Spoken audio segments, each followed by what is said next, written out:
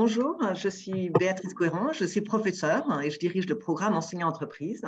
Et j'ai le plaisir d'ouvrir ce webinaire avec le groupe Sodexo Live aujourd'hui. Alors, je remercie nos deux intervenants, Nathalie Bellon et Maurice Pinco de Sodexo Live, d'avoir accepté notre invitation. Alors, ce format au cœur de l'entreprise, il est organisé en partenariat avec le CEFPEP et il va être articulé autour de deux grands axes. L'un qui va nous permettre d'étudier, d'interagir avec nos intervenants sur les grands défis à relever par le groupe Sodexo, et puis l'autre autour de l'évolution des métiers et des compétences. Et donc, nous allons pouvoir éclairer des ressources utiles pour accompagner nos élèves au cours de leur orientation. Ce module de formation va être relayé par l'Éducation nationale et on va vous proposer, après cette interaction, le replay adossé à un QCM qui vous permettra de valider vos acquis de connaissances et donc de passer des open badges. J'ai aussi le plaisir d'accueillir dans ce webinaire Jérôme Chastan, qui est IA-IPR d'Histoire-Géographie dans l'Académie de Créteil et qui a accepté de modérer ce webinaire. Je l'en remercie très chaleureusement et je vais lui laisser la parole. Merci beaucoup. Merci beaucoup, Béatrice. Donc, oui, Jérôme Chastan.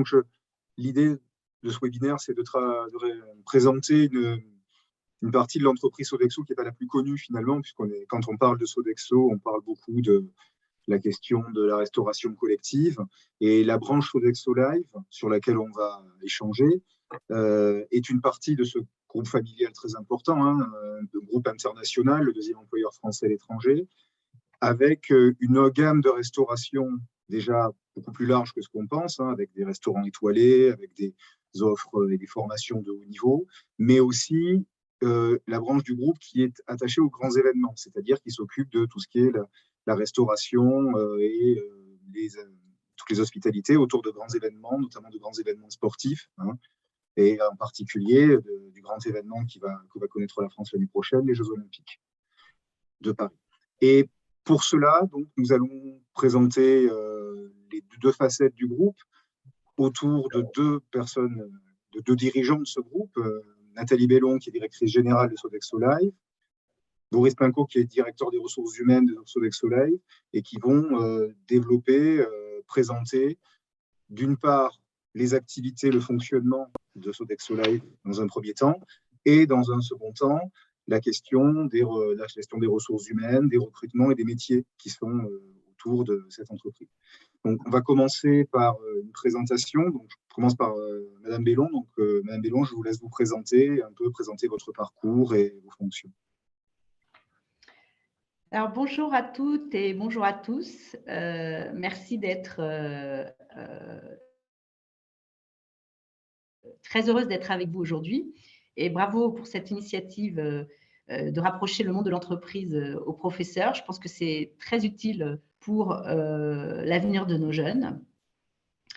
En effet, la préparation des nouvelles générations. Alors, avant que je vous dise ça, je voudrais aussi je me présenter, pardon. Je suis effectivement CEO de Sodexo Live. Je suis administratrice du groupe Sodexo. Donc, je fais partie du conseil d'administration du groupe Sodexo et en même temps, je suis, comme vous l'avez dit, Jérôme, actionnaire dans la holding familiale avec mon frère et mes sœurs qui contrôlent le groupe. Voilà, peut-être Boris, je vous laisse vous présenter. Oui, bonjour, merci Nathalie. Bonjour à toutes et à tous. Je suis Boris Pinco, donc le DRH de Sodexo Live Global, basé aussi à Boulogne-Billancourt avec l'équipe globale. J'ai rejoint le groupe Sodexo il y a 2 ans et demi dans ce même poste et j'ai auparavant une carrière internationale où j'ai travaillé dans différents pays, aussi bien en Europe qu'aux États-Unis, à la fois dans le domaine de l'hospitalité, donc des métiers très proches de Sodexo Live, que dans des métiers, des domaines d'industrie plus industriels. Voilà, ravi d'être avec vous aujourd'hui. Merci beaucoup. Donc, oui, allez-y. Donc non, Jérôme, j'ai l'impression qu'il y a un problème de, excusez-moi, mais j'ai l'impression qu'il y a un problème de caméra, non? Ou pas? Parce qu'on vous voit vous et on voit, mais on ne nous voit pas nous à l'écran. Peut-être que. Quand on parle, c'est. Oui, je me demande s'il n'y a pas. Parce que moi, je vous vois à l'écran quand vous parlez. D'accord, ok. Bon. Donc, très heureuse d'être avec vous aujourd'hui et bravo, je pense, pour cette initiative de rapprocher le monde de l'entreprise et les professeurs, qui est très utile pour ma part pour nos jeunes, parce que je pense que la préparation des nouvelles générations pour les métiers de demain, c'est un enjeu qui me tient particulièrement à cœur. Chez Sodexo Live, on est en permanence en recherche de talents, 1200 recrutements chaque année en France. Or, les besoins temporaires, puisqu'on est aussi dans une société qui gère de l'événementiel. Donc voilà, je voulais commencer par ça. Alors d'abord, avant de vous parler de Sodexo Live, je voudrais en quelques mots vous présenter le groupe Sodexo. Peut-être qu'on pourrait passer le premier slide concernant le groupe Sodexo. Voilà. Le suivant, oui. Donc, Sodexo, comme vous pouvez le voir, ici, c'est un groupe français, donc le leader mondial qui a regardé son indépendance pour garantir une stabilité de la stratégie et d'une vision à long terme. C'est un groupe de services et donc d'hommes et de femmes. Ce sont vraiment les hommes et les femmes sont les assets de notre société. C'est notre premier actif dans l'entreprise. Alors, vous voyez un peu les chiffres de Sodexo aujourd'hui, 422 000 collaborateurs dans 53 pays, 21,1 milliards de chiffre d'affaires, ça c'était par rapport au dernier exercice, 100 millions de consommateurs, deuxième, comme vous l'avez dit, Jérôme, deuxième employeur privé français dans le monde. Voilà, donc ça c'est un peu la carte d'identité, si j'ose dire, de Sodexo. Alors, si on peut passer au deuxième slide. Donc, Sodexo a été créé en fait par mon père Pierre Bellon et notre raison d'être, nos valeurs sont quelque chose, et notre mission sont quelque chose de fondamental, puisque mon père a créé la société en 1966. Notre raison d'être, c'est offrir un meilleur quotidien à chacun pour construire une vie meilleure pour tous. Effectivement, Pierre Bellon avait une grande avance par rapport à son temps. Il avait une mission avant-gardiste d'améliorer la qualité de vie de nos collaborateurs et de tous ceux que nous servons et contribuer au développement économique et social ainsi qu'aux équilibres environnementaux des régions et des pays dans lesquels nous exerçons nos activités. Donc, c'est quelque chose qui est tout à fait d'actuel, puisqu'on parle beaucoup d'environnement, de social, de sustainability, etc. Donc, c'est quelque chose qu'il avait comme vision déjà en 1966 quand il a créé Sodexo. Donc, en 2011, il crée une fondation pour le développement humain qui agit en faveur auprès des jeunes et des jeunes en difficulté. Donc, ça, c'est une fondation qu'il a créée qui est à part de Sodexo et aujourd'hui qui est financée par mes sœurs, mon frère et moi, et dont je suis la présidente d'ailleurs. Il nous a transmis des valeurs très fortes. Peut-être qu'on pourrait passer donc au slide suivant pour montrer ces valeurs. Et donc, c'est un groupe qui est responsable avec une feuille de route exigeante en matière de développement durable. Cette feuille de route, vous la voyez là, elle synthétise nos engagements en tant qu'employeur, en tant que prestataire de services ou en tant qu'entreprise citoyenne. Et cela vis-à-vis des individus, des communautés et de l'environnement. Je vous fais un résumé évidemment de tout ça pour aller un peu plus vite.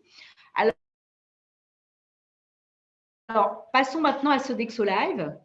Donc, Sodexo Live, avant de commencer, je pense qu'on va passer une petite vidéo, peut-être Nathalie.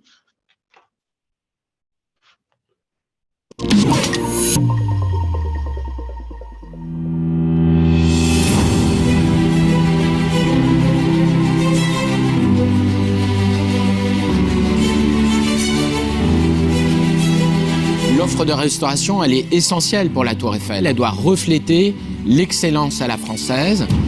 Pour moi, la Tour Eiffel représente Paris, la France et bien sûr elle rayonne dans le monde entier. Ce que j'aime, c'est l'économie de la qualité, aller vers de plus en plus de qualité pour l'émotion de nos clients, pour le parcours de nos clients.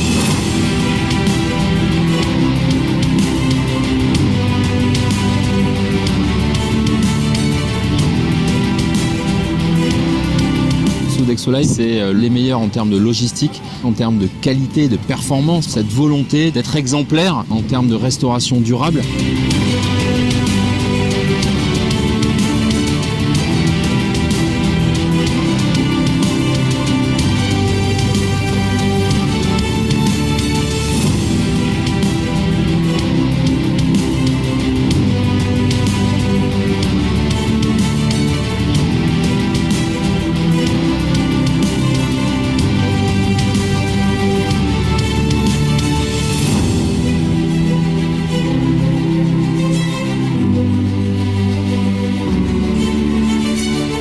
Tous nos clients, on doit leur apporter une vraie émotion, ils doivent rêver, ils doivent avoir des souvenirs et ça c'est très important.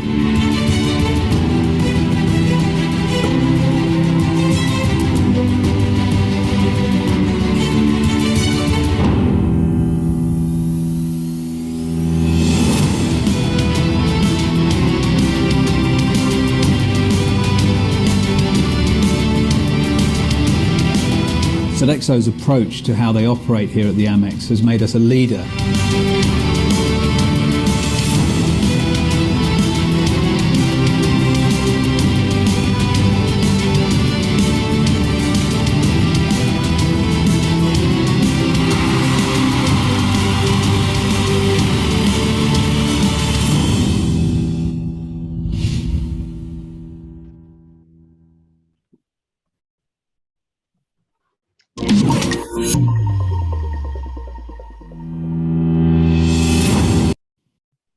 Voilà.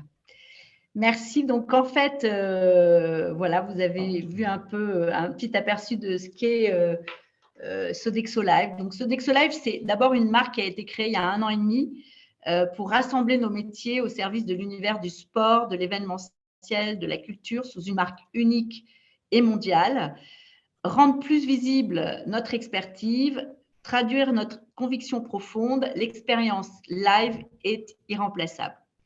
Donc, effectivement, après la période du Covid et des confinements, tous, plus que jamais, nous avons besoin de nous retrouver, de nous reconnecter. Et donc, on a eu cette idée de créer cette marque pour expliquer un petit peu ce que nous faisons depuis plus de 25 ans, hein, parce que ce que je vais vous dire sur Sodexo Live, ça n'est pas arrivé quand on a créé cette marque, hein, c'est l'aboutissement d'un travail de nos collaborateurs et effectivement de ce qu'on a construit autour de moi, j'ai commencé effectivement personnellement cette activité il y a 25 ans au niveau du groupe Sodexo et c'est le travail de tous les collaborateurs depuis 25 ans qui ont fait l'aboutissement de cette marque qui est arrivée après le Covid. Donc, si on passe au slide suivant,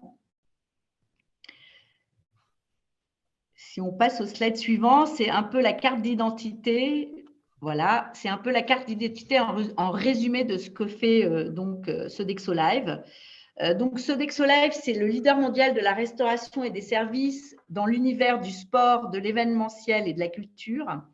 Nous avons aujourd'hui 40 000 collaborateurs sur 500 sites, principalement dans 3 pays qui sont les États-Unis, 60% de notre chiffre d'affaires, la France, qui est, comme je vous l'ai dit, l'origine de cette activité, hein, puisque moi-même, j'ai commencé il y a 25 ans chez Sodexo. Alors, ça ne s'appelait pas Sodexo Live, mais c'était les activités de Sodexo Live qu'on a d'abord développées en France et ensuite en Angleterre et enfin aux États-Unis. Aujourd'hui, ça représente 1,8 milliard de chiffre d'affaires en euros et c'est à peu près 10% du groupe. Donc, ici, vous voyez nos différents métiers. Notre métier, c'est de créer des expériences inoubliables pour les fans dans les stades, pour les visiteurs d'un musée, les participants dans une conférence professionnelle, les touristes sur la Seine ou sur une tour Eiffel. Nos clients, vous le voyez, sont souvent assez prestigieux. C'est la Coupe du Monde de rugby, c'est le Super Bowl, c'est la Tour Eiffel, c'est le centre de convention à Las Vegas qui organise le salon, le CES. C'est le Hard Rock Stadium qui est à Miami, où nous avons une équipe de foot, les Dolphins, mais il y a aussi le Grand Prix de Formule 1 de Miami qui va bientôt avoir lieu d'ailleurs. C'est Roland-Garros, c'est Royal Ascot en Angleterre où vous avez les courses de chevaux. C'est les Jeux Olympiques et Paralympiques 2024 et j'y reviendrai un peu plus tard. Nos services, c'est d'abord de la restauration. La restauration est au cœur de notre métier. Que ça soit nous avons une très large offre de restauration, une large gamme qui peut être de la restauration grand public à aussi de la restauration VIP. Mais comme vous l'avez vu dans le film, nous avons le nôtre, et le nôtre, c'est 3 étoiles avec le Pré-Cattelan au guide Michelin. Nous avons la Tour Eiffel avec le Jules Verne, c'est 1 étoile, et nous avons un bateau qui a eu l'année dernière 1 étoile. Donc, c'est, comme vous le voyez, une très large gamme de restauration parce qu'on fait aussi les hamburgers et les hot dogs dans les stades. Et en complément de cette gamme de services de restauration, qui est vraiment notre core business, les services qui contribuent directement aux revenus de nos clients, c'est aussi la commercialisation de sites. Donc, nous aidons, notamment en France et en Angleterre, nous aidons nos clients ou nos partenaires à commercialiser les sites comme la Maison des Polytechniciens, la Maison des Arts et Métiers. Mais on fait aussi du ticketing et de la création de packages d'hospitalité pour les grands événements sportifs, comme nous avons fait pour la Coupe du Monde au rugby. Et plus récemment, nous avons gagné l'appel d'offres de Roland-Garros. Nous allons vendre des ticketing, des packages de ticketing hospitalité. Voilà. Jérôme, peut-être vous voulez intervenir? Oui, on peut poser des questions au fur et à mesure, mais après, ça s'y prête. C'est justement sur la question de la qualité de la restauration, la qualité gastronomique. La France est quand même réputée pour sa gastronomie. Il se trouve que, par exemple, là, au baccalauréat, hier, il y a eu une épreuve de commentaire de documents sur le repas gastronomique comme objet de patrimoine et objet même diplomatique pour la France. Est-ce que vous voyez que cette identité reste forte ou finalement la concurrence étrangère avance quand même très rapidement dans ce domaine par rapport à ça? Enfin, la concurrence, en tout cas, les autres pays. Non, mais je pense qu'effectivement, en France, nous sommes quand même le pays de la gastronomie, le pays où voilà, on a des grands chefs, des 3 étoiles. Il n'y a pas qu'en France, hein, d'ailleurs, mais et c'est vrai que Sodexo Live, où on s'est d'abord développé en France, représente par les 5 étoiles que nous avons, alors 3 étoiles au Pré-Cattelan, 1 étoile au Jules Verne, 1 étoile sur le Don Juan 2, qui est un bateau qui a 1 étoile l'année dernière. On est représentatif de cette gastronomie. Mais quand on va aux États-Unis, il y a aussi des très grands chefs de très bon niveau. Et donc, on n'est pas les seuls. La seule chose, c'est que quand même, la France a une image aussi bien dans la gastronomie que dans le vin ou que dans les alcools. Hein. Le cognac, par exemple, les grands vins, on a cette image qui est une très forte image et qui fonctionne très bien à l'international. Quand aujourd'hui, vous partez à l'international en disant que vous gérez toute la restauration de la Tour Eiffel, et notamment le Jules Verne avec Frédéric Anton, Madame Brasserie qui est au premier étage avec Thierry Marx, bah bien sûr que ça a un écho très fort. D'abord, c'est la Tour Eiffel, c'est un lieu très emblématique dans le monde entier. Et deuxièmement, on parle de grands chefs. Et donc, voilà, c'est des sites et des lieux très emblématiques avec une restauration très française et très emblématique. Voilà. Mais on n'est pas les seuls, à faire de la bonne cuisine. Et aux États-Unis, il y a des très bons chefs aussi. Hein. Donc, si je continue par rapport à mon exposé, peut-être que je peux vous expliquer ce que fait, où est Sodexo Live et dans quel secteur nous opérons. Alors, on va passer au prochain slide, Nathalie. On opère d'abord dans les stades et les arénas. Je ne sais pas si on peut passer le slide, avec une large gamme de services de restauration aussi bien dans le grand public que dans des espaces privés, dans les grands stades à travers le monde, comme par exemple l'Olympique de Marseille, l'Olympique de Lyon, ça c'est plutôt donc en France, le Stade de France où le nôtre, notre société Le Nôtre, qui appartient au groupe Sodexo et qui fait partie de Sodexo Live, fait toutes les loges VIP du Stade de France.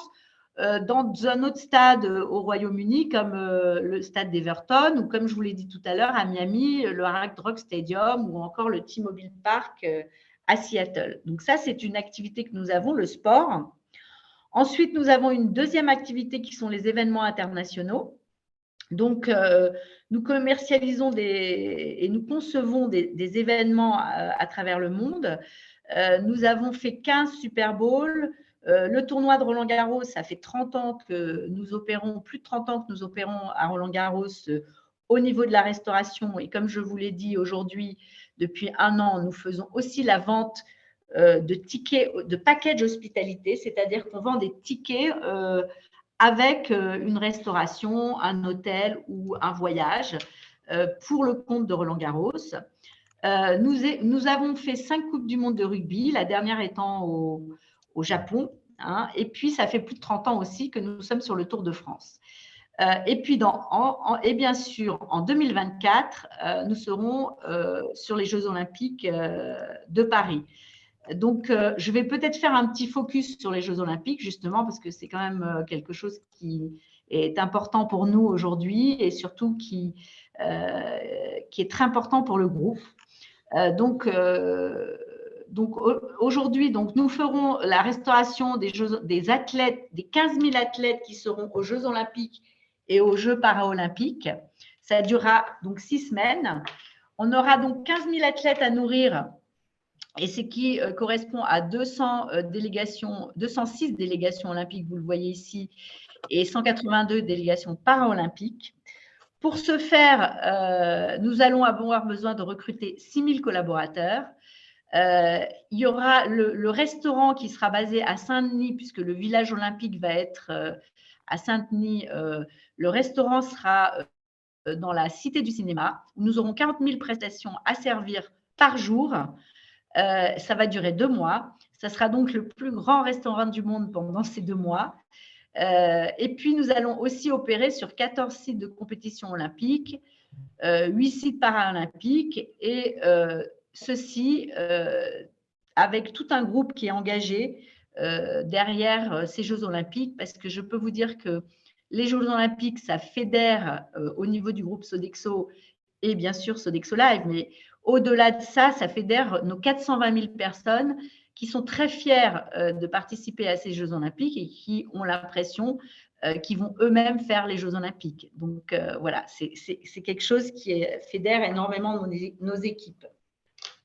Donc en ce qui concerne la restauration au niveau des athlètes, peut-être qu'on peut passer, non, je pense que c'est le bon slide. Donc, 2000 collaborateurs vont être, non, on peut revenir sur, je vais finir sur les Jeux Olympiques, on peut revenir sur le slide avant. 2000 collaborateurs vont, comme je l'ai dit, être sur le village et servir 40 000 prestations. Et puis, ce qui est important de comprendre, c'est que là, on va aussi réaliser à ce niveau-là un exploit humain. Vous savez qu'aujourd'hui, c'est très compliqué et très difficile de trouver des talents dans tous les métiers qu'on rencontre. Et là, je pense qu'il va falloir qu'on mobilise ces 6 000 collaborateurs et on s'y est pris déjà depuis maintenant plus de 6 mois, mais peut-être, Boris, vous pourrez en parler un peu plus longuement. Et c'est un travail qu'on prépare 2 ans avant les Jeux Olympiques. Voilà. Donc, ensuite, je vais sortir du sport et passer à une autre activité dont nous nous occupons, ce sont les centres de conférences et de congrès. Donc, aux États-Unis, on a les 6 plus grands centres de convention d'Amérique sur les 10 plus grands centres de convention. Alors, ce sont des énormes parcs d'exposition, comme vous pouvez le voir sur la photo ici. Nous faisons toute la restauration, donc le service traiteur, la vente à emporter, etc., etc.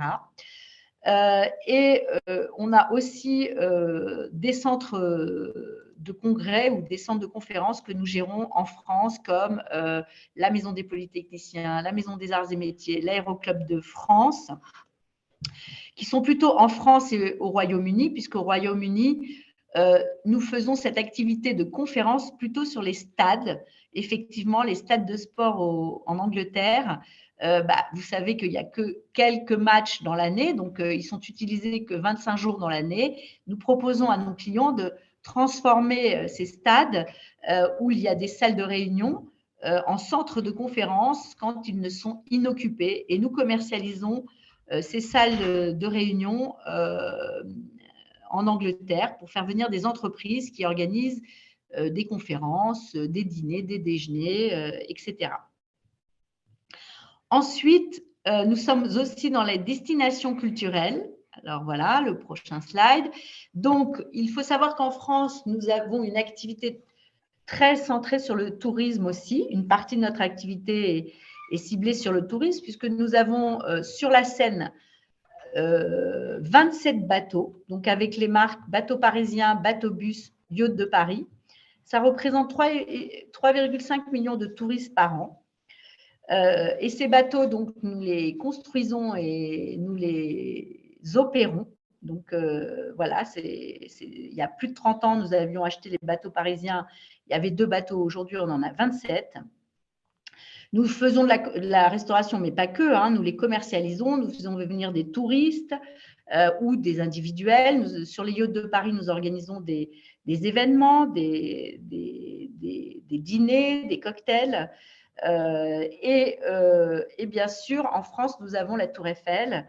Et donc, ça rentre dans notre segment destination culturelle. Alors, en dehors de France, nous faisons aussi la restauration du musée du Prado en Espagne. Et en Angleterre, nous avons le Royal Academy, le musée du Royal Academy of Art à Londres.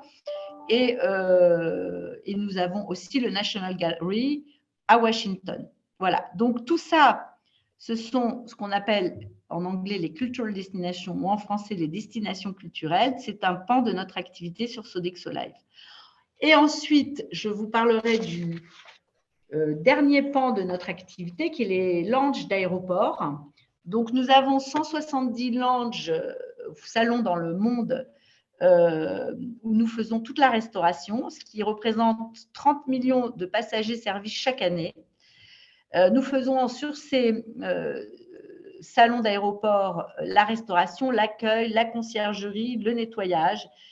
Donc, principalement, nous avons des activités aux États-Unis et nos clients là-bas sont Delta Airlines, Virgin Atlantic, American Airlines, British Airways, et puis nous avons des clients aussi en Angleterre et des clients à Hong Kong, avec par exemple Cathay Pacific, dont le siège est basé à… Ah, vous m'entendez? Excusez-moi, ça a coupé. Donc, il y a des petits problèmes techniques. Et donc, les lounges d'aéroport, c'est aussi, comme je vous l'ai dit, une activité de Sodexo Live. Voilà. Donc, dernier slide, ça concerne, vous en avez parlé tout à l'heure, Jérôme, les chefs avec qui nous travaillons. C'est vrai que comme nous sommes un groupe français et que nous travaillons avec beaucoup de grands chefs en France, mais pas qu'en France, aussi bien en Angleterre qu'aux États-Unis, nous prenons aussi le fait que nous sommes passionnés par l'art culinaire et nous employons quand même près de 500 chefs chez Sodexo Live. Et comme nous développons ces partenariats avec un Frédéric Anton, vous le voyez à l'image, Thierry Marx pour la Tour Eiffel, mais aussi aux États-Unis, Richard Blais ou Ethan Stowell, ou encore en Angleterre avec Raymond Blanc. Et puis, en plus, nous avons une école de cuisine avec le nôtre, dont je vous ai parlé et qui fait partie du groupe Sodexo Live. Plus les restaurants Michelin que nous avons, c'est vrai que nous nous en servons aussi pour être des ambassadeurs de la cuisine française et nous montrons notre légitimité par rapport à cette cuisine. Voilà. Ok, merci beaucoup. Oui, vous avez une conclusion? Donc, en conclusion, ce que je peux vous dire sur l'activité de Sodexo Live, c'est que on est ici en plein milieu du marché du live. Donc, post-Covid, ça a été très important. C'est pour ça que nous avons renommé nos activités et nous avons rebaptisé en fait cette entité Sodexo Live parce que le Covid, on a été impacté à 95%. Et ça a été assez difficile dans nos métiers de la restauration. Et après Covid, on a vu des tendances s'accélérer et elles étaient communes à toutes les géographies, aussi bien en France qu'aux États-Unis qu'en Angleterre. On a vu cette demande de plus en plus de gens qui voulaient une offre premium, un désir de se faire plaisir, de partager des moments hors du quotidien. Il y avait un arbitrage entre les dépenses vis-à-vis des achats de biens ou de produits. Il faut savoir qu'aux États-Unis, par exemple, dans les stades, on a vu pour un même nombre de personnes dans un stade, une dépense moyenne d'augmenter de 25%. Donc, ça veut dire que les gens consommaient beaucoup plus qu'avant le Covid. On a eu une année record sur nos bateaux parisiens cette année par rapport à avant Covid. Donc, les gens ont envie de vivre une expérience live. Et donc, on voit aussi dans les lounges d'aéroport, dans les salons d'aéroport, de plus en plus de monde. Ils ont envie de vivre une expérience et ils sont prêts à payer pour cette expérience. Peut-être même payer au détriment d'autres choses. Voilà, ça, c'est la première tendance. La deuxième tendance qu'on a vue, c'est que le consommateur a besoin d'une personnalisation de ses services. Donc, le digital s'est accéléré. Et grâce au Covid, on a pu, par exemple, aujourd'hui, dans un stade, on ne paye plus en cash, mais on paye avec la carte bleue. Ça va beaucoup plus facile et on paye, on n'a pas besoin de faire le code avec le sans contact. Donc, ça aussi, ça s'est accéléré, qui fait qu'on fait moins la queue, etc., etc. Donc, et la troisième chose qu'on a pris conscience après le Covid, c'est tous ces enjeux environnementaux et sociaux. On est plus en train de vouloir acheter produits locaux, limiter l'empreinte carbone, lutter contre le gaspillage alimentaire. Et ça, nous, on a une expertise très importante chez Sodexo depuis très longtemps. Et d'ailleurs, on a mis cette expertise de restauration durable au service des Jeux Olympiques Paris 2024. Je vous donne un exemple. Ça va être une superbe vitrine pour nos savoir-faire en matière de grands événements. Et par exemple, la première chose qu'on va faire, c'est limiter la construction d'infrastructures pour les Jeux Olympiques. Donc, on se sert d'infrastructures et d'équipements qui sont déjà là. C'est pour ça qu'on a pris la Cité du Cinéma qui va devenir le plus grand restaurant du monde.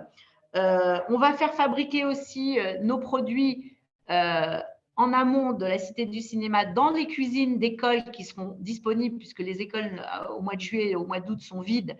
Les élèves sont, comme vous le savez bien, sont en vacances. Donc, on va se servir des écoles pour pouvoir fabriquer nos produits. Voilà. Et puis après, tout ce qui est restauration pour les Jeux Olympiques, on a aussi, on va avoir 25% des plats qui vont être servis aux athlètes qui seront des plats sans protéines animales. Et puis, notre politique d'achat est de nous approvisionner en région parisienne. Alors, ce qu'on appelle la région parisienne, c'est 250 km à la ronde et 100% des produits. Donc, ça sera 25% des produits qui seront approvisionnés par filière directe et 100% des produits seront français. Fruits, légumes, viande, produits laitiers. Voilà. Et puis, on va lutter aussi contre le gaspillage alimentaire, contre la réduction de l'usage des emballages plastiques, etc. Et en dernier lieu, on va recruter 15% de nos collaborateurs éloignés de l'emploi, issus de zones prioritaires, notamment de la Seine-Saint-Denis, puisqu'on sera à côté, et 6% des collaborateurs en situation de handicap. Voilà. Donc, je ne sais pas, Jérôme, si je crois que j'ai fini un peu mon exposé. Je ne sais pas s'il y a des questions maintenant pour moi ou pour… Alors, on a quelques questions. Il y a une ou deux questions qui peuvent s'adresser en lien avec votre présentation. Il y en a une qui s'adresse un peu à vous deux, donc qui pourra faire le lien peut-être entre les deux présentations. Une première question, c'est sur le fonctionnement du groupe en termes aussi de partenariat, de sous-traitance, alors que ce soit pour le le lien avec l'hôtellerie ou le lien avec la conciergerie, le nettoyage? Est-ce qu'il y a des systèmes de partenariat avec un groupe comme Accor, par exemple, ou pour conciergerie et nettoyage, un système de sous-traitance, ou est-ce que c'est fourni aussi par le groupe Sodexo? Alors, oui, on a des partenariats, notamment d'ailleurs avec Accor, peut-être Boris pourra en parler. On a des partenariats avec des grosses sociétés sur un certain nombre de choses, notamment au niveau du personnel, parce que c'est vrai qu'on a beaucoup de problèmes communs à ce niveau-là. Alors, parfois, en ce qui concerne les services, par exemple de nettoyage, parfois c'est nous-mêmes, parfois on externalise, ça dépend. Parce que ça dépend aussi si, en principe, on sait le faire, mais ça dépend. Parfois, c'est nous-mêmes qui le faisons. Par exemple, dans les lounges d'aéroport, c'est nous le faisons parce que nous avons des salariés qui sont déjà dans les lounges. C'est très compliqué de travailler dans un aéroport. Il faut quelques mois avant que la personne qui puisse travailler soit, référencée, parce qu'il y a des problèmes de sécurité dans les aéroports. Donc, on ne peut pas on peut pas dire à quelqu'un la veille pour le lendemain, vous venez travailler dans un salon d'aéroport. Ce n'est pas possible. Il faut que la personne ait un dossier, etc. Donc, ça, c'est des choses qu'on fait en amont, et du coup, on a notre propre personnel et on le référence pour qu'il puisse travailler dans l'aéroport. Mais parfois, c'est vrai que si je prends une salle de spectacle, nettoyer une salle de spectacle à 2 heures du matin après un spectacle, et il faut qu'elle soit prête le lendemain à 8 heures. Parfois, on sous-traite parce que c'est des choses que nous-mêmes, nous ne savons pas faire, qui sont très spécifiques à une salle de spectacle. Donc, on fait les deux. On fait le partenariat. Et puis, peut-être Boris pourra répondre tout à l'heure au partenariat qu'on a avec des grosses sociétés. D'accord. Autre question. Est-ce que vous envisagez également d'exploiter des espaces culturels en France, que ce soit des musées, des sites historiques? Oui, comme je l'ai dit, alors on est aujourd'hui en France, nous faisons toute la restauration du musée Rodin. Nous faisons la restauration du Petit Palais, et je pense que ça fait bien 15 ans qu'on fait la restauration du Petit Palais. De mémoire, je ne me souviens plus très bien, mais on est dans des musées en Angleterre, on est dans des musées aux États-Unis. Et donc oui, on le fait déjà, on veut continuer à le faire. Après, faire la restauration ou autre chose, pourquoi pas? On a des services, on peut faire du nettoyage, on peut faire d'autres services que la restauration. Mais c'est déjà quelque chose que nous faisons dans les 3 pays où nous sommes. D'accord. En question aussi, une dernière avant de passer à la question qui va faire un peu transition. Donc, vous êtes présent dans beaucoup de pays dans le monde, beaucoup aux États-Unis. Comment on arrive à la fois tenir compte des spécificités, des habitudes alimentaires, de la diversité des habitudes alimentaires, avec aussi des objectifs qui peuvent être liés, comme vous l'avez dit, aux questions environnementales, aux questions de santé publique, à l'obésité. Voilà, comment on arrive à trouver un équilibre entre ça dans la stratégie du groupe? C'est assez difficile, je dois vous l'avouer, mais en même temps, alors déjà, on est dans différents pays. Donc, en fait, on est dans un même secteur d'activité. C'est-à-dire que les problèmes dans un musée en France ou les problèmes dans un musée en Angleterre ou les problèmes dans un musée aux États-Unis sont à peu près les mêmes. Peut-être que les musées américains sont beaucoup plus gros que les musées français ou anglais, mais c'est à peu près les mêmes. D'ailleurs, pendant le Covid, on a organisé des conférences par segment entre les patrons de nos clients qui étaient les patrons de musées, ou alors un autre webinar entre les patrons de stade parce qu'ils étaient fermés, ces activités-là étaient fermées. Et du coup, on a organisé ces webinars pour qu'ils puissent se parler. On s'est rendu compte que d'un stade à un autre, on avait les mêmes problématiques. Après, comment organiser la partie environnementale c'est assez compliqué. C'est même très compliqué. Alors, chez Sodexo, ça fait 20 ans qu'on parle des achats, on parle d'environnement, on parle de produits locaux.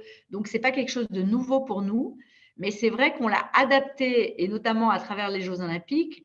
Dans l'appel d'offres qu'on a fait au niveau des Jeux Olympiques, on a gagné parce qu'en fait, on était très ciblé sur la partie environnementale. Et c'est ça qui a plu à Paris 2024 par rapport à nos concurrents, c'est qu'on a essayé de faire en sorte que ces jeux soient des jeux sustainable, si je parle le mot en anglais, en ne construisant un minimum de choses, en utilisant des infrastructures qui existaient déjà. Et voilà, et c'est très compliqué. Quand on va devoir aller nourrir 15 000 personnes 22 heures sur 24 avec que des produits qui seront ou en région parisienne, c'est-à-dire 250 km autour de Paris, ou que des produits français, il faudra prendre peut-être la décision de ne pas mettre un avocat dans le restaurant parce que l'avocat, il arrivera hors France. Donc ça, c'est des choses comme ça où vous avez raison. Bah, comment faire? C'est ce qu'on essaye de faire au quotidien, mais ce n'est pas toujours facile. Et une petite autre question, quel va être l'impact du vieillissement de la population sur votre activité? Écoutez, le vieillissement de l'activité, on s'est rendu compte, parce que moi j'ai beaucoup voyagé pour Sodexo, notamment en Chine. Vous savez que les Chinois, une fois qu'ils sont, je ne sais pas si on peut appeler ça à la retraite, mais parce que la retraite c'est un mot un peu français, mais en tout cas, une fois qu'ils arrêtent leur activité, la première chose qu'ils font, c'est du sport. Et ils le font jusqu'à la fin, enfin jusqu'à ce qu'ils peuvent en faire. Et vous pouvez voir dans les jardins en Chine, le nombre de personnes qui fait du sport de façon collective, c'est assez impressionnant. Donc, ce que je pense, c'est que nous, on est dans une activité de sport, d'événementiel, de loisirs, et ça touche tout le monde. Ça touche les jeunes, les moins jeunes et les plus vieux. Donc, moi, je pense que notre activité a un énorme potentiel dans le monde. Je m'appuie sur une étude qu'on a fait faire il y a 1 an et demi. Et du coup, c'est un marché qui va croître et qui est très, très important. Et donc, je n'ai pas peur du vieillissement de la population sur nos activités de Sodexo Live. Alors, la dernière question, vous disiez qu'il pouvait faire le lien avec la deuxième partie de l'intervention. C'est justement l'enjeu de la capacité, comment vous allez faire pour former aussi vite autant de collaborateurs dans l'optique des Jeux Olympiques. Et donc, de comment justement la façon dont Sodexo va organiser ce défi de la formation. Alors, je vais commencer, puis après, je vais peut-être passer la parole à Boris qui va continuer, parce que c'est vraiment sa partie. Mais ce que je peux déjà vous dire, c'est que chez Sodexo, on est 420 000 collaborateurs, on a 40 000 personnes en France, basées en France, et qu'aujourd'hui, on recherche 6 000 personnes pour travailler pour les Jeux Olympiques qui sont maintenant dans presque 18 mois. Donc, on a déjà commencé la semaine dernière à contacter tous nos collaborateurs en France et on a fait un webinaire comme on fait aujourd'hui là pour expliquer un peu ce qui va se passer pour les Jeux Olympiques, de qui on a besoin. Et ça a été un webinaire fait en interne. On a eu 900 personnes qui se sont connectées à ce webinaire. Donc, les premières personnes qu'on va essayer de recruter pour ces 6 semaines de Jeux olympiques et paralympiques, c'est les gens qui sont en interne et des gens qui travaillent dans les autres activités, les écoles, les hôpitaux, les entreprises, les universités, et de dire à ces gens-là, est-ce que vous avez envie? On le fait déjà depuis 30 ans sur le Tour de France ou sur même Roland-Garros. Est-ce que ça vous intéresse de participer aux Jeux Olympiques? Ça voudra dire que pendant un certain temps, 6 semaines, vous ne travaillez pas sur vos activités, mais ça, on s'arrange entre nous chez Sodexo. Sur les écoles, en principe, les écoles sont fermées et on a eu quand même 900 participants. Après, est-ce que ces 900 signeront pour venir travailler avec nous sur les Jeux Olympiques? Ça, c'est un autre sujet. Mais en tout cas, on a déjà eu un très fort accueil de l'interne par rapport à ce recrutement.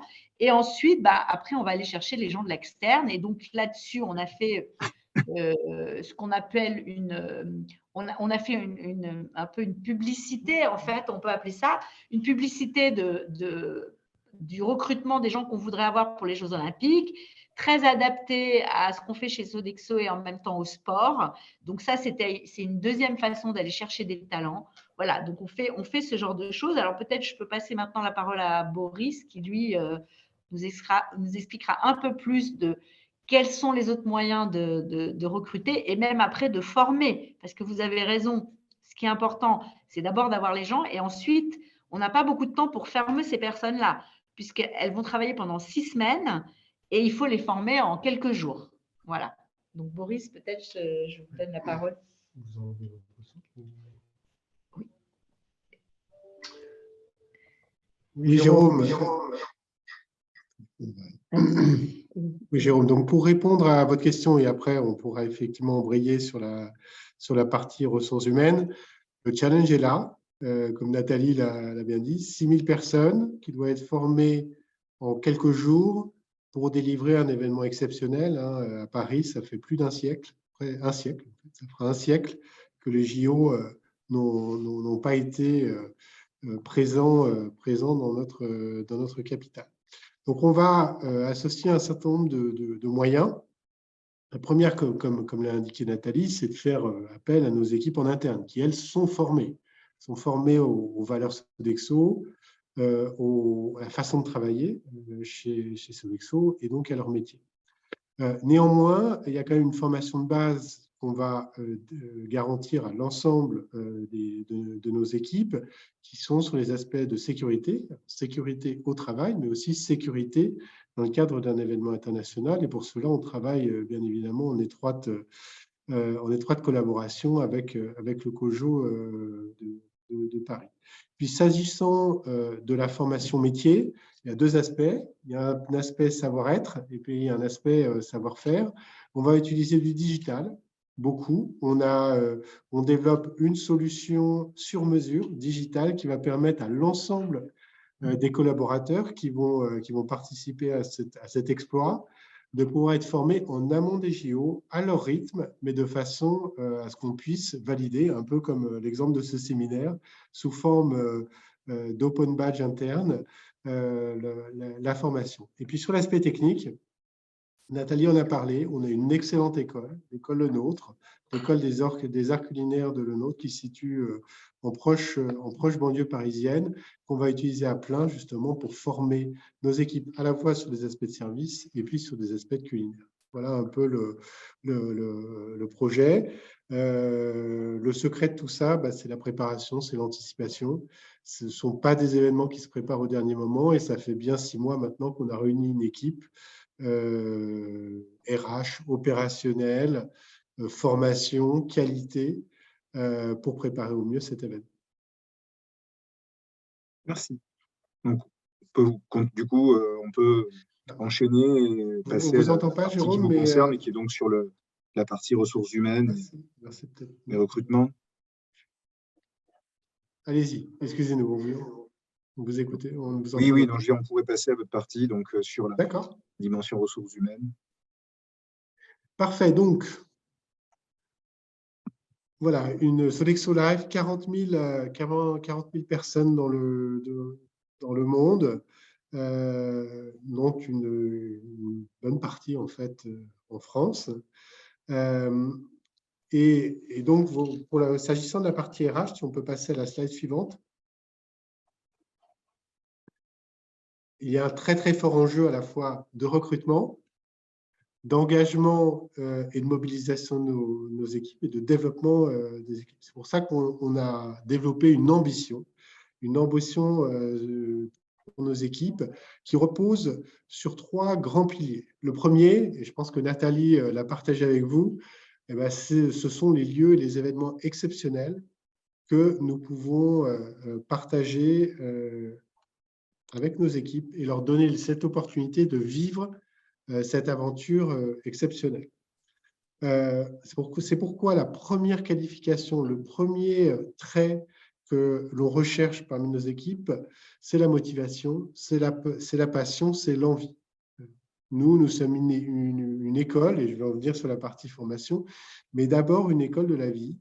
Chez Sodexo, il y a beaucoup de personnes qui nous rejoignent au tout début de leur carrière, ou même pendant qu'ils étudient, car c'est un moyen pour eux d'apprendre à travailler en équipe, d'apprendre un métier et d'apprendre aussi à délivrer sur une expérience. C'est pour ça que vous allez voir notre manière de communiquer et la manière aussi de communiquer en interne et d'engager nos équipes s'appuie beaucoup sur cette expérience.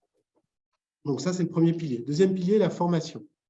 Formation initiale, depuis le démarrage de Sodexo, les valeurs humaines sont au centre, et notamment cette valeur de transmission. C'est pourquoi nous avons plus d'une centaine d'apprentis qui viennent travailler chez Sodexo Live tous les ans. On est en partenariat avec un certain nombre d'écoles dans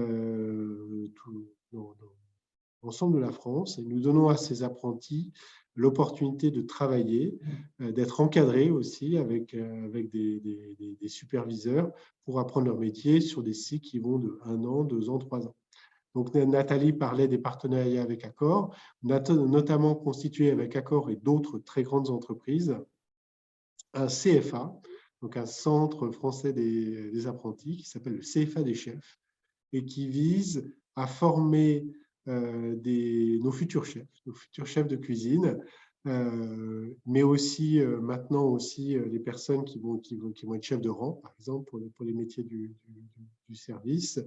Et donc, ces personnes-là ont l'opportunité de travailler dans chacune de nos entreprises, puis ensuite d'être intégrées avec un emploi permanent.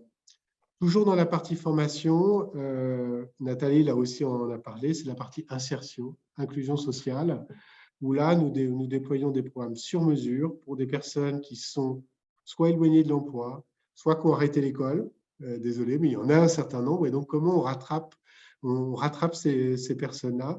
Et là, ce sont des programmes beaucoup plus sur mesure. On parle d'une vingtaine, trentaine de personnes par an à qui nous donnons l'opportunité non seulement d'être formés, mais ensuite d'avoir un emploi permanent chez nous.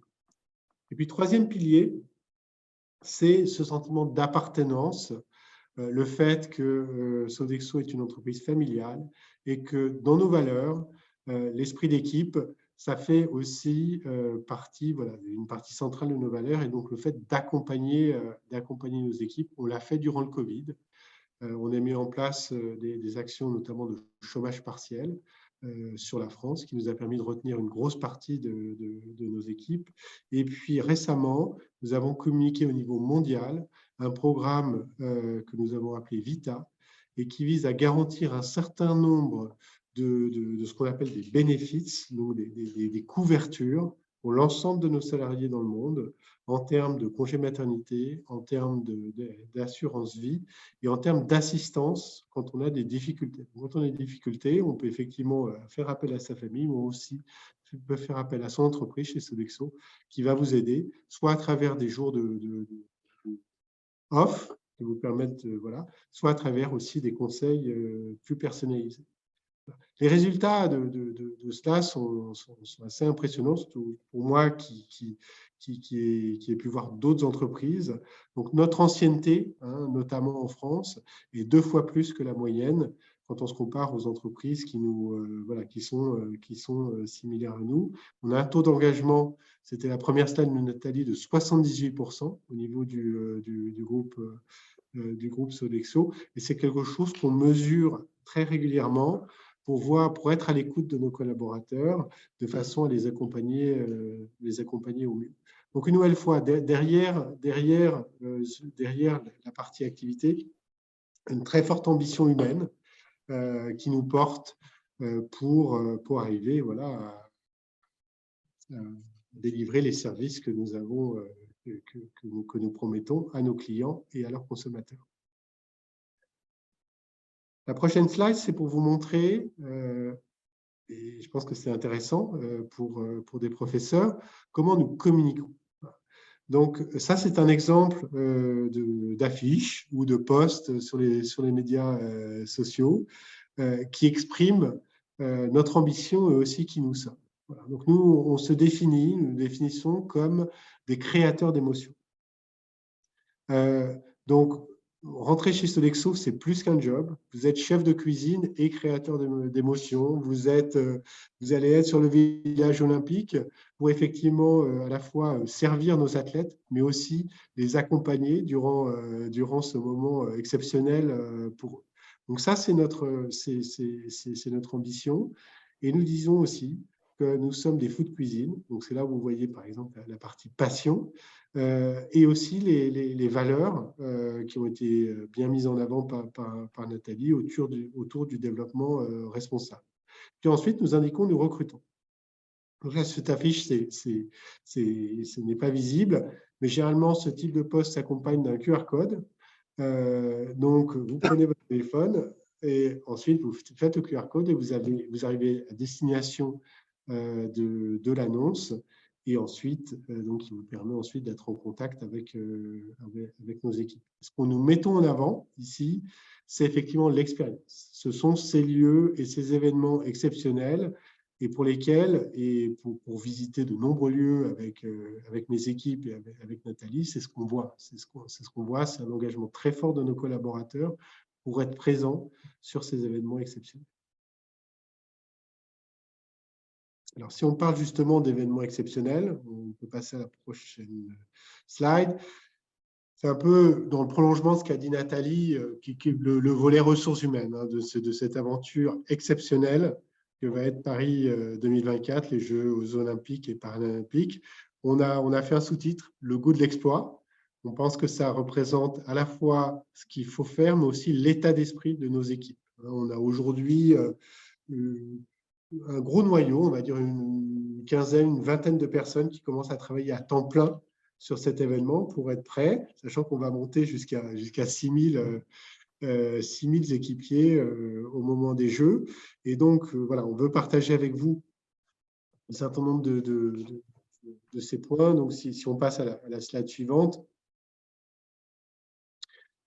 Voilà, on a commencé notre mobilisation interne avec un webinar qui a réuni 900 managers avec déjà un bon résultat. On a entre 250 personnes de Sodexo qui ont levé la main en disant « Moi, ça m'intéresse de faire partie de ça ». On a comme objectif de réunir entre 1500 et 2000 personnes en interne.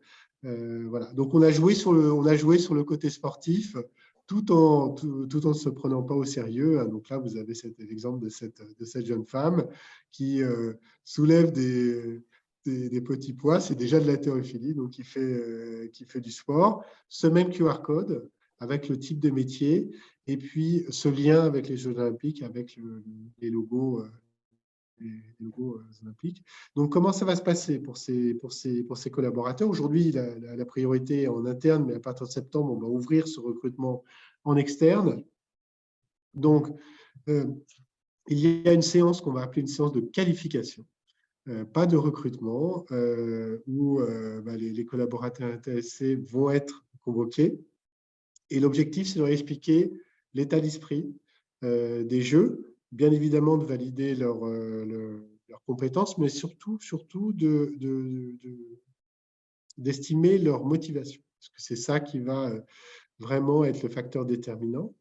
Voilà. Donc ça va se passer sur les mois de mai et juin, ce qui nous permettra ensuite, à partir de septembre, de faire le même type de campagne. Donc j'espère que vous les verrez sur les médias sociaux et dans un certain nombre de lieux à Paris, à Lyon et à Marseille, puisque c'est là où on va recruter en priorité pour mobiliser, avec toujours cette étape de qualification et ensuite une étape qui est très importante pour nous, puisque les Jeux, c'est dans 1 an et demi, c'est cette étape d'engagement au fur et à mesure. Donc, on va créer une communauté Sodexo Live, team Sodexo Live pour les JO. Toujours avec ce même esprit d'être très contemporain dans la communication, d'être très digital aussi dans cette communication, pour engager au mieux ces équipes. Et donc, si vous scannez, alors là, je sais, pour un public externe, je ne sais pas, mais sinon, vous arrivez sur un site dédié qui vous parle des JO, qui vous parle de la promesse Sodexo Live et qui vous guide sur les prochaines étapes. Voilà. Donc, on est très énergisé par cette aventure. Il y a un retour très positif de nos équipes. Il faut penser à des équipes qui aujourd'hui travaillent sur d'autres types de restauration dans une entreprise ou dans une école et qui peuvent se fixer comme objectif de faire partie de cette magnifique aventure à l'horizon d'été 2024 pour une semaine, pour 10 jours, pour 2 semaines, pour 3 semaines. Tout ça dépendra de leur engagement. On veut vraiment donner cette opportunité aux équipes. S'agissant des des étudiants. Donc nous, à partir de septembre, donc ça sera ouvert pour tout le monde et on est convaincu qu'on peut attirer beaucoup d'étudiants. Il faut avoir 18 ans, mais on ouvrira aussi l'opportunité pour les apprentis de manière à ce qu'ils puissent vraiment participer à cette aventure d'une vie. Tous ceux qui on a déjà fait les JO de Londres et tous ceux qui ont fait les JO disent que c'est une expérience inoubliable. Voilà. Vous voyez hein, les photos, là c'est une personne en situation de handicap, on s'est volontairement montré très inclusif, voilà, puisque c'est vraiment sous le signe de l'inclusion que ces JO seront.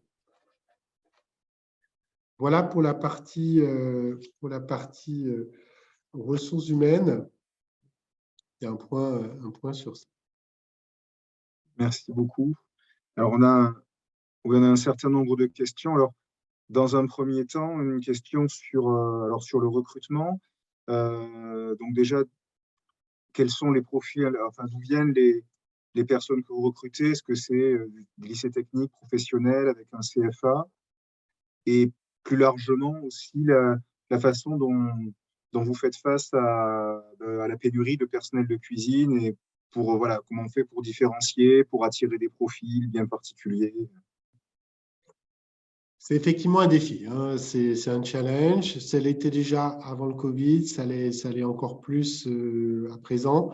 Donc, pour parler du recrutement, je pense qu'il faut parler de deux aspects. Effectivement, c'est cet aspect comment on s'adresse aux candidats, comment on se différencie. Donc, pour s'y adresser aujourd'hui, l'utilisation des réseaux sociaux est très importante. Facebook, LinkedIn sur le métier, Instagram énormément aussi.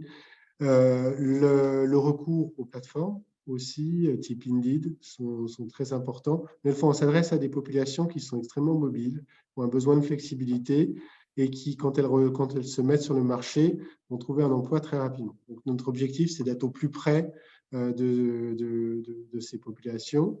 On fait beaucoup de salons aussi. On fait des job dating qui sont comme des speed dating pour les jobs. Donc, on fait un événement sur une journée où la personne vient, apporte son CV, à la fin de la journée, elle a une réponse et une offre d'emploi. On cherche à être très réactif. Aussi, on mobilise beaucoup nos équipes en interne. Donc, on a des programmes de cooptation qui fait que la personne qui recommande quelqu'un que nous recrutons ensuite, donc un talent qu'on recrute, obtient une prime, comme une prime d'embauche. Et c'est très efficace, puisque une nouvelle fois, qu'est-ce qu'il y a de mieux que votre meilleur ami vous recommande son entreprise pour venir travailler. Donc ça, c'est la partie accès au marché. Maintenant, il y a une deuxième partie, c'est de construire ce marché. Je vous ai parlé de l'apprentissage. On a plus d'une centaine d'apprentis aujourd'hui sur Sodexo Live, puisqu'on s'est aperçu et réalisé. Et ce qui est bien, c'est que c'est dans notre ADN que la meilleure façon d'avoir des équipes qui partagent nos valeurs, notre sens de l'excellence, c'est de les former quand ils sont dans cette formation. Donc ça, c'est effectivement un lien avec un certain nombre d'écoles d'apprentissage, lycées techniques. La caractéristique aussi du CFA des chefs, c'est un CFA hors les murs, donc qui a des relations avec une multitude d'écoles. On a créé aussi un tournoi de football qui s'appelle le tournoi des écoles, justement, avec un certain nombre de CFA. Donc, une nouvelle fois, ça, c'est très important, que ce soit les apprentis, les stagiaires, mais ce contact avec le monde scolaire et étudiant est essentiel aujourd'hui encore plus dans la période actuelle qu'avant, et on a un très fort investissement avec des ressources et des initiatives dédiées sur cette partie. Oui, donc, oui, il y a vraiment un enjeu d'aller chercher les profils. Et même de les former. Là, ce qui est génial, c'est qu'on a une école, l'école des arts culinaires, qui est un formidable levier et qu'on va continuer à développer pour cela, parce que là, il y a vraiment un label d'excellence sur cet aspect-là.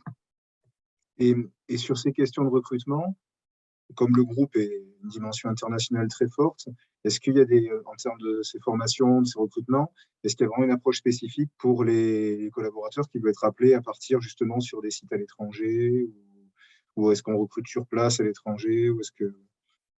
Alors, les recrutements sont plutôt locaux. Il y a plusieurs raisons à ça, hein. Il y a d'abord la langue, qui est la langue de chaque pays.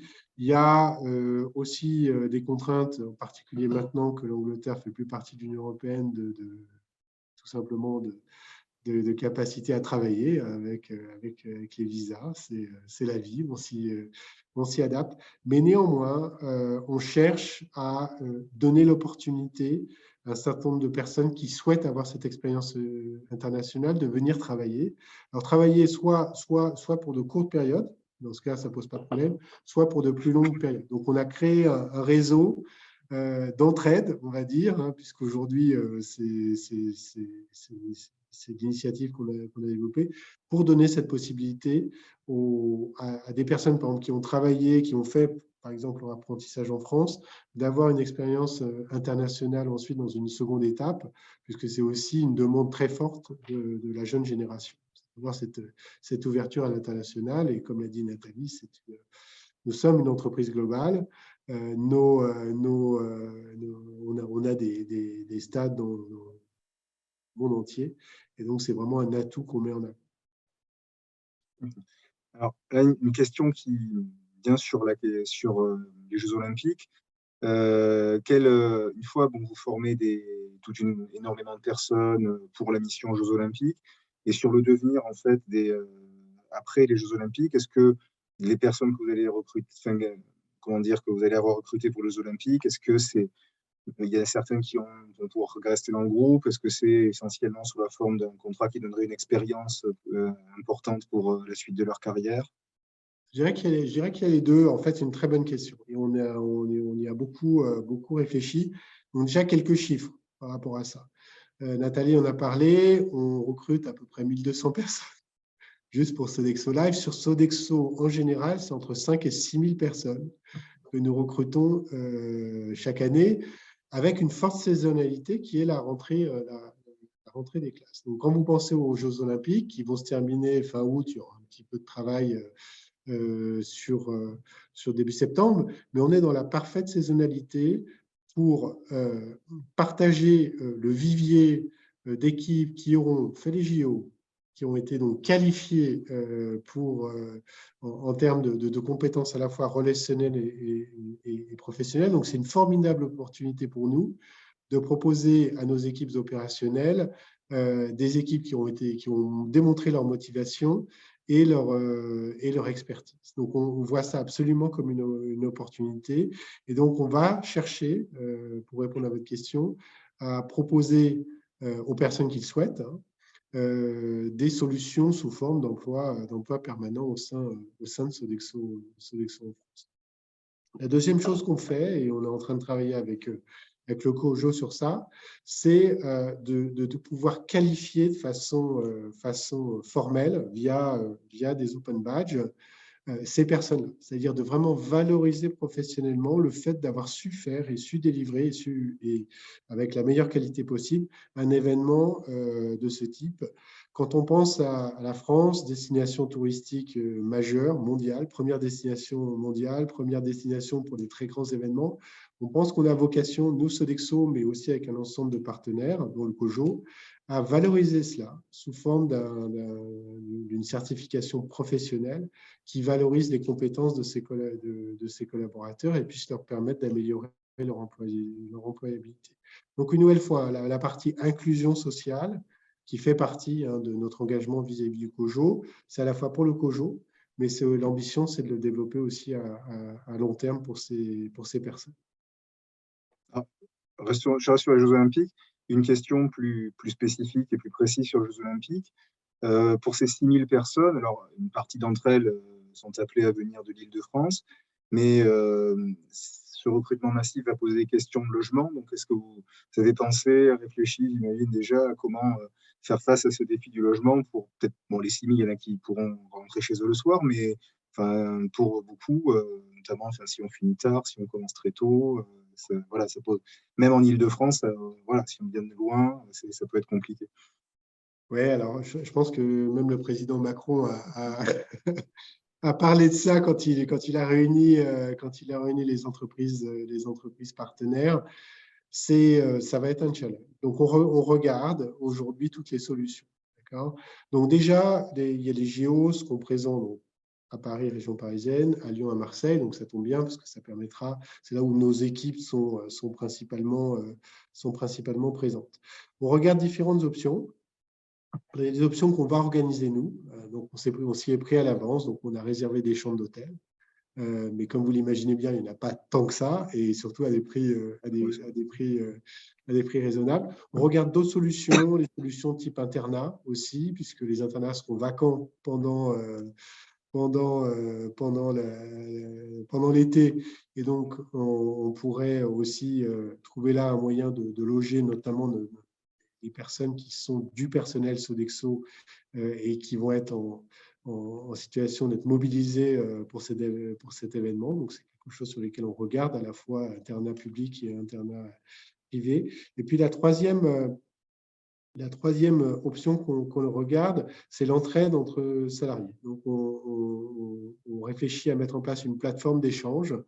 C'est quelque chose qui est très fort chez Sodexo, hein, l'esprit d'équipe et l'esprit de service. Et donc, de trouver une solution qui permette à des collaborateurs qui habitent sur Paris ou la région parisienne d'offrir un logement pour des collaborateurs qui viendraient de province pour venir sur les Jeux. Donc, voilà, on recherche différentes options et l'objectif, c'est de présenter un éventail de solutions à un problème dont on sait qu'il n'affectera pas simplement Sodexo, mais l'ensemble du projet JO. Très bonne question. Et alors, comment aussi, quand on est obligé d'aller aussi vite dans la formation, on peut arriver à faire face à ce que le manque d'expérience ne pose pas problème, y compris pour l'image de marque de l'entreprise. Enfin, on pense par exemple à la RATP avec ses conducteurs de bus qui parfois dysfonctionnent parce que justement on manquait d'un temps de formation. Donc voilà, comment on essaie de faire face à cette difficulté qui va nécessairement se poser. Alors, il y a deux choses. Un, déjà, dans le fait que il y aura un certain nombre de formations qui seront digitales, ça permettra aussi de guider les nouveaux collaborateurs, hein, surtout dans les premiers jours. Sinon, il y aura en plus un programme d'intégration pour ces équipes, notamment sur les premiers jours.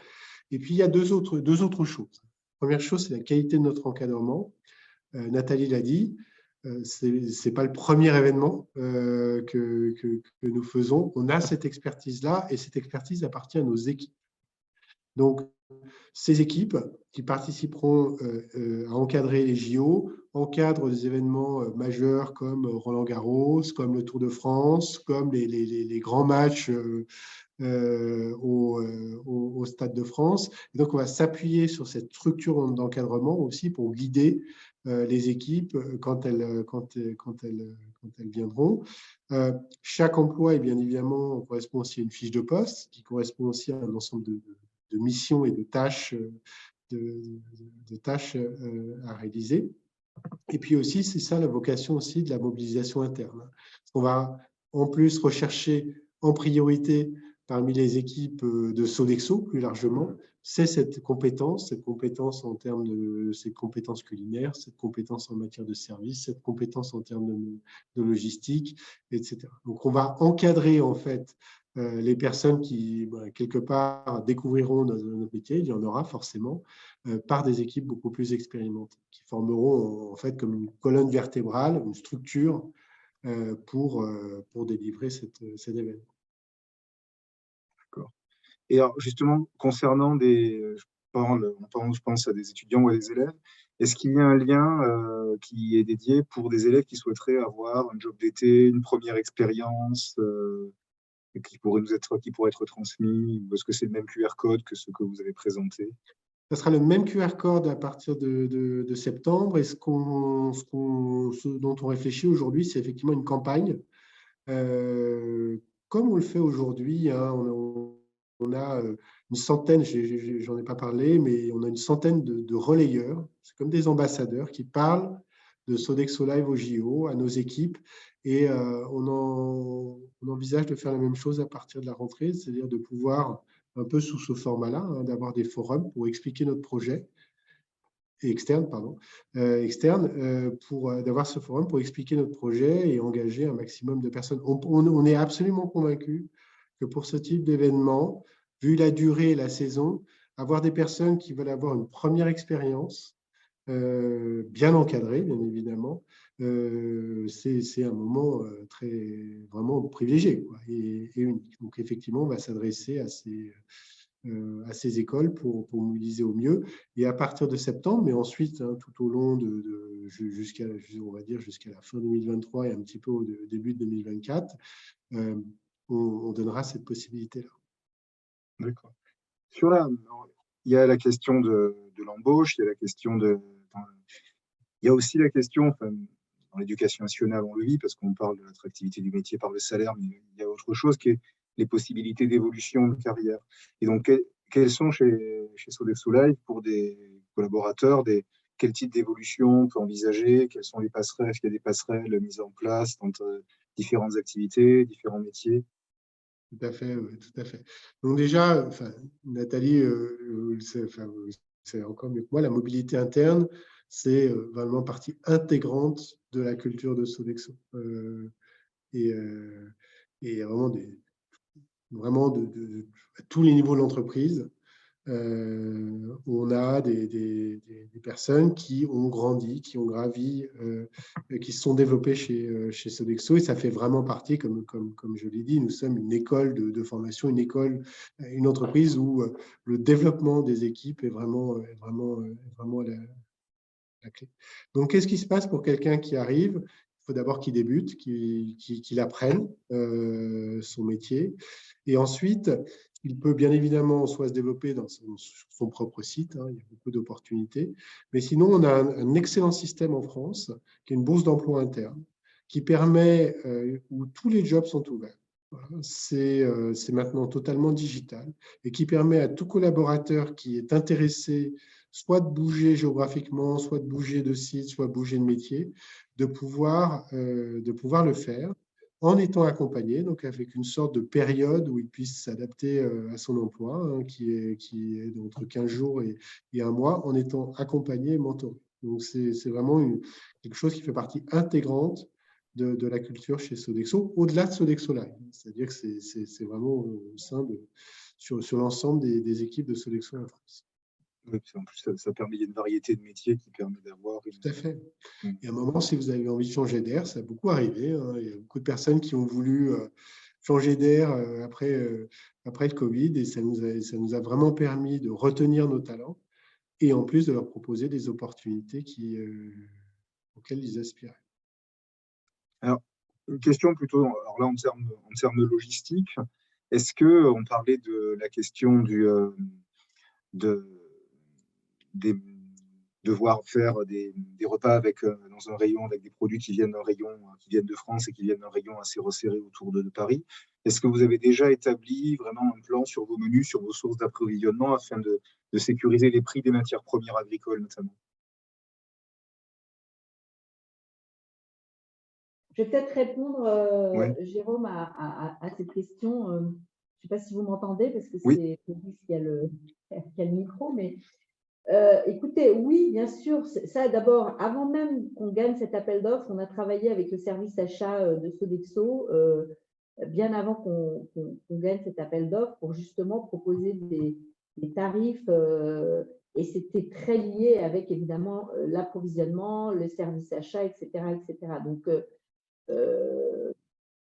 on ne me voit pas, Nathalie, mais je ne sais pas pourquoi, j'ai un problème de caméra. Donc, je ne sais pas pourquoi. Alors, je vais peut-être changer je vais peut-être aller je vais prendre la place de Boris, comme ça, vous me verrez. Voilà, on fait pratique. Donc, effectivement, comme je disais, au niveau des approvisionnements, on a travaillé avant même de gagner cet appel d'offres avec le service achat. 2 ans avant qu'on gagne cet appel d'offres, on a d'ailleurs fait notre proposition de restauration en fonction des fournisseurs qu'on avait, des prix qu'on avait, etc. Donc, une grosse partie des prix ont été discutés en amont avec les fournisseurs. Et donc, mais pas tout, évidemment.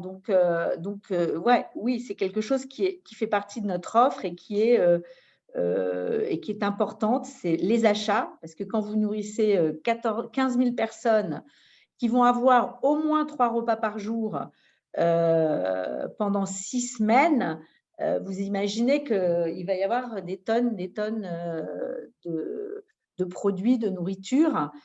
Et donc, c'est une grosse partie de notre offre, en fait. C'est la restauration, c'est les produits, etc. En ce qui concerne les menus, d'abord, notre savoir-faire chez Sodexo Live, c'est qu'on sait d'abord nourrir des athlètes, parce que nourrir un athlète, c'est pas nourrir un enfant dans une école, ou c'est pas nourrir un cadre dans une entreprise ou un malade dans un hôpital. C'est nourrir des athlètes. Et ça, on a cette expérience parce que, par exemple, depuis 30 ans, nous nous occupons de la restauration des joueurs sur Roland-Garros, ou alors depuis plus de 30 ans, nous nous occupons, non, pas depuis plus de 30 ans, ça je ne sais plus depuis combien de temps, mais nous nous occupons de la restauration des joueurs de foot à Clairefontaine, leur centre d'entraînement, et nous suivons d'ailleurs l'équipe de France de foot dans ses déplacements à l'étranger, quand il y a des grands matchs et même quand il y a des Coupes du Monde de foot. Donc, c'est quelque chose que nous savons faire et qu'on a mis au service des Jeux Olympiques.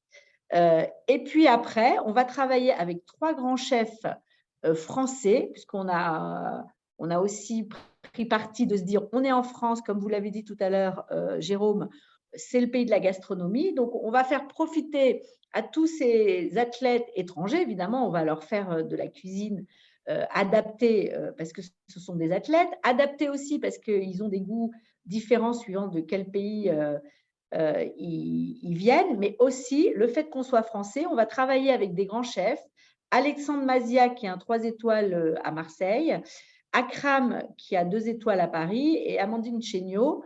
On va travailler avec ces grands chefs pour élaborer nos menus et avoir aussi des menus, on va dire, à la française, faits avec des grands chefs, pour que aussi on leur fasse, disons, ils aient l'occasion de pouvoir déjeuner ou dîner ou prendre leur petit déjeuner avec des menus qui sont faits avec des chefs français. D'accord. Alors, peut-être une dernière question qui complète celle-là, sur ce qui va être, sur les pertes de matières premières, sur est-ce qu'il y a déjà quelque chose de prévu en termes est-ce que c'est des dons à des associations, des choses comme ça, ou qui sont… Oui, le gaspillage alimentaire, c'est quelque chose qui est très important chez Sodexo Live, bien sûr, et c'est quelque chose sur lequel nous faisons du lobbying depuis très longtemps, parce qu'il faut savoir que dans les grands événements, à certains moments, ce n'est plus le cas aujourd'hui, mais nous n'avions pas le droit de garder tout ce qui était fabriqué dans la journée. On devait, si on ne l'avait pas consommé, le jeter. Et c'était vraiment difficile parce qu'on avait des collaborateurs qui eux-mêmes ne pouvaient pas se payer d'avoir 3 repas par jour, qui étaient le soir obligés de jeter. Bon, on a énormément lutté contre ces lois françaises en disant on peut au moins aller les donner à des associations, etc. Donc oui, ça passe déjà, c'est quelque chose qui est important, ça passe déjà par former nos chefs spécifiquement sur ce sujet. Ensuite, ça passe notamment, par exemple, sur l'utilisation des produits qu'on va avoir, les calibres de nos produits, prendre des produits qui sont bien calibrés, des fruits, les légumes, accepter les ruptures, c'est-à-dire qu'on va commander des produits, mais on va accepter que parfois, il n'y ait plus de produits au moment de la journée, valoriser les produits non consommés, et après, on pourra faire des dons, des recyclages pour compost, etc., etc. Donc, on a plusieurs moyens de lutter contre le gaspillage alimentaire, mais effectivement, c'est quelque chose qui nous est on est très sensible à ça, et c'est Et c'est une chose sur laquelle on va vraiment lutter et on va vraiment travailler. Et déjà en amont, on travaille, mais on va aussi continuer à travailler avec les Jeux Olympiques. Et il faut savoir que pour ça, nous devons aussi avoir besoin des athlètes, parce qu'on ne peut être que sustainable, entre guillemets, si les consommateurs qui vont être les athlètes à ce moment-là fassent aussi attention. Et on va aussi avoir donc un devoir de formation, si j'ose dire, auprès des athlètes pour aussi leur faire comprendre qu'il ne faut pas qu'ils gaspillent et quand ils mangent, il faut qu'ils mangent ou tout, ou alors quand ils se servent de la portion dont ils ont besoin. Beaucoup. Béatrice, je te laisse conclure. Ah, écoutez, c'était vraiment passionnant. Vous nous avez transmis des tas d'informations qui vont être intéressantes à transmettre à nos élèves et nous-mêmes pour mieux connaître ce secteur et votre entreprise dans laquelle on est rentré au cœur pendant cette heure 30 passée ensemble. Alors là, je n'ai pas vu passer le temps. J'ai l'impression que c'est incroyable de devoir conclure maintenant, mais c'était très illustratif et ça montre la qualité du dialogue entre le monde de l'éducation et de l'entreprise et pour agir justement, pour transmettre ces informations à nos élèves. Grand merci à vous, Merci. Vraiment Nathalie Bellon, Boris Pinco, Jérôme Chastan, c'était très, très intéressant. Et j'ai le plaisir donc de clôturer ce webinaire et de vous donner rendez-vous le 5 avril avec la présidente d'ATD Quart-Monde qui est Marie-Alette Grard et nous allons faire un cœur de l'association avec ATD Quart-Monde. Voilà, mais en attendant, je vous souhaite une belle fin de journée et vous remercie très, très sincèrement.